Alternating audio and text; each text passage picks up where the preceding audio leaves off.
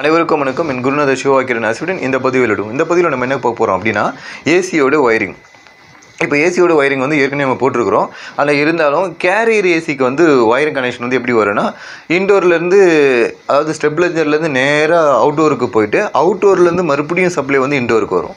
இந்த மெத்தடு தான் ஃபாலோ பண்ணியிருப்பாங்க. இப்போ நாங்கள் வந்து ஒரு சமீபத்தில் வேலை செய்யும் போது ஒரு 40 அடி பைப் வந்து போட்டு வேலை செஞ்சுற மாதிரி இருந்தது. ஆனால் அது வந்து பால் சீலிங் வழியாக போட்டிருந்தது. ஏற்கனவே பால் சீலிங்கில் போட்டிருந்தாங்க. அந்த ஒயரில் 2 ஒயர் அதாவது 3 கோர் ஒயர் வந்து 2 ஒயர் வந்து போகும்போது ஒரு ஒயர் வந்து கட்டாகி இருந்தது. அப்போது ஒரு 3 கோர் ஒயரில் கட்டாகி இருக்கும்போது ஒரு ஒயர் மட்டும் தான் நம்மளுக்கு கரெக்டாக வந்தது. சரி, அதை வச்சு நம்ம அதை எடுத்துகிட்டு நான் ரிமூவ் பண்ணிவிட்டு ஒயர் போடுறதுக்கு நம்மள அங்கே வந்து பால் சீலிங் போட்டிருந்தாங்க. அது ரொம்ப அதெல்லாம் அந்த பால் சீலிங்லாம் டிஸ்கனெக்ட் பண்ணிவிட்டு அந்த ஒயரிங்கை பண்ணும் பொழுது ரொம்ப சிரமமாக இருக்கும். ஆனால் அதுக்காக என்ன பண்ணியாச்சு, அப்போது அதை வந்து பிரிச்சுட்டு செய்கிறதுக்கு காஸ்ட் ஆஃப் ப்ரைஸ் ஓவர் ஆகும்.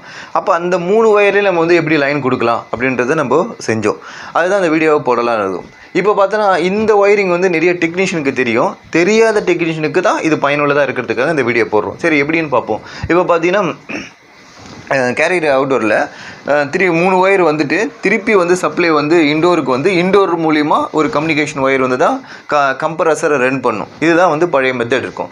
இப்போ நம்ம வந்து அந்த மாதிரி ஒயர் எரிஞ்சு போச்சு 3 ஒயரில் கொடுக்கறதுனால இப்போ இங்கே இருக்கிற ஸ்டெபிலைசரில் இப்போ பார்த்தீங்கன்னா அங்கே தனியாகவே தெரியும். ஸ்டெபிலைசர்லேருந்து வர்ற அந்த 3 ஒயரு ஃபேஸு, நியூட்ரல், பாடி எர்த்து. இப்போ இது அவுட்டோருக்கு நம்ம கொடுக்கும்போது ஃபேஸு, நியூட்ரலு, பாடி எர்த்து. அதே மாதிரி இன்டோருக்கு கொண்டு போகும்போது ஃபேஸு, நியூட்ரலு, கம்யூனிகேஷன் ஒயர். இப்போ பார்த்தீங்கன்னா இங்கேருந்து என்ன பண்ணிக்கலாம், ஃபேஸை நேராகவே கொண்டு போயிடலாம். ஃபேஸு இந்த ஏதாவது ஸ்டெபிலைசர் பக்கத்துலேயே நம்ம ஒரு லிங்க் எடுத்து நம்ம இன்டோருக்கும் கொண்டு போயிடலாம். இது இன்டோரு, இது அவுட்டோரு, இது ஸ்டெபிலைசர். அதே மாதிரி நியூட்ரல் வந்து நேராக வந்து நியூட்ரலும் எடுக்கும்போது அதே மாதிரி ஸ்டெபிலைசரை நேராக கொண்டு போயிடும். இதுக்கு அவுட்டோருக்கும் கொண்டு போயிடலாம். இதே மாதிரி இங்கேயும் கொண்டு போயிடலாம். இப்போது லாஸ்ட்டில் இங்கே ஃபேஸ் நியூட்ரல் வந்துடும், இங்கே ஃபேஸ் நியூட்ரல் வந்துடும். ஆனால் கம்ப்ரஸர் மட்டும் ரன் ஆகாது. ஏன்னா அங்கே வந்து ரிலே இருக்கும். அந்த ரிலேவில் வந்து ஆல்ரெடி வந்து ஃபேஸை வந்து நேராக த்ரூ பண்ணியிருப்போம். இது எடுத்துகிட்டு கம்ப்ரஸரில் கொடுத்துருப்பாங்க. இப்போ இந்த ரிலே வந்து ஷார்ட் ஆனால் மட்டும்தான் கம்ப்ரஸர் ஃபேஸ் போகும். அப்போ அதுக்கு தான் இங்கே என்னன்னா இங்கே ஃபேஸ் நியூட்ரல் ஆல்ரெடி நம்ம யூஸ்வலாக இருக்கிறது தான். இங்கே ஃபேஸ் நியூட்ரல் போகும்போது இங்கே இருக்கிற ரிலே மூலிமா இங்கே ரிலே வந்து ஷார்ட் ஆகி நேராக வந்து இங்கேருந்து வரும். அப்போது இது மூலிமா ஒரு ஃபேஸ் கொடுக்குறது தான் இந்த கம்யூனிகேஷன் ஒயர். அந்த கம்யூனிகேஷன் ஒயர் நேராக ஃபேஸ் வர்றது, அந்த ஃபேஸ் நேராக இங்கே வந்துட்டு இங்கேருந்து என்ன பண்ணும், இந்த ரிலேவுக்கு சப்ளைவாக போகும். ஆல்ரெடி ரிலேவுக்கு நியூட்ரல் வந்து டைரெக்டாக வரும்.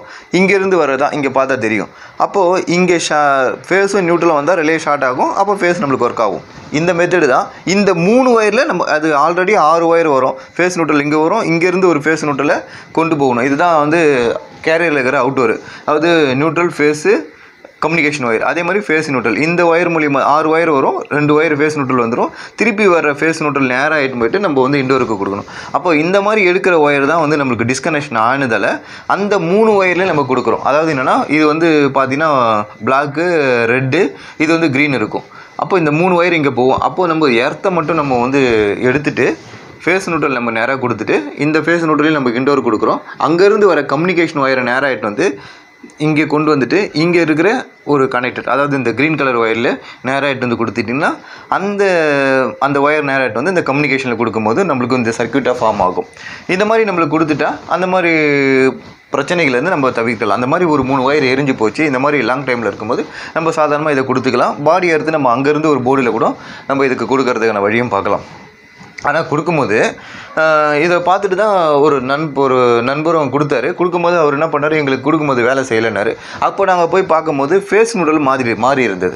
அதாவது இந்த ஃபேஸ் நியூட்ரல் கரெக்டாக கொடுக்கணும், ஃபேஸை கொடுக்கணும், நியூட்ரலில் கொடுக்கணும். அவர் என்ன பண்ணிட்டாங்கன்னா ஃபேஸை இங்கேயும் நியூட்ரல் இங்கேயும் கொடுத்தாங்க. அப்படி கொடுக்கும்போது நம்மளுக்கு அந்த சர்க்யூட் வந்து வேலை செய்ய ஆரம்பிக்குது. ஏன்னா ஃபேஸ் வந்து இங்கே நியூட்ரல் வந்து இங்கே வந்துருச்சுன்னா நேராக வந்து இங்கே நியூட்ரல் ஆகும். இந்த ரிலேவுக்கு வந்து ஆல்ரெடி ஃபேஸ் இங்கேருந்து ஃபேஸும் வரும், இங்கேருந்து ஃபேஸும் வரும்போது 2 ஃபேஸ் இருக்கும்போது நம்மளுக்கு வேலை செய்யாது. அப்போ நியூட்ரலும் ஃபேஸும் கரெக்டாக நீங்கள் கொடுத்தீங்கன்னா இந்த ரிலேவை கனெக்ட் பண்ணி நீங்கள் கொடுத்தீங்கன்னா தான் உங்களுக்கு அந்த ரிலே வந்து சர்க்யூட்டாக வேலை செய்யும். இந்த வீடியோ உங்களுக்கு பிடிச்சிருந்தால் லைக் பண்ணுங்கள், ஷேர் பண்ணுங்கள், கமெண்ட்ஸ் பண்ணுங்கள். இந்த விவரம் உங்களுக்கு புரியலனாலும் கமெண்ட் செக்ஷனில் கொடுங்க. திருப்பி நான் வந்து தெளிவாக போடுறேன். நன்றி, வணக்கம்.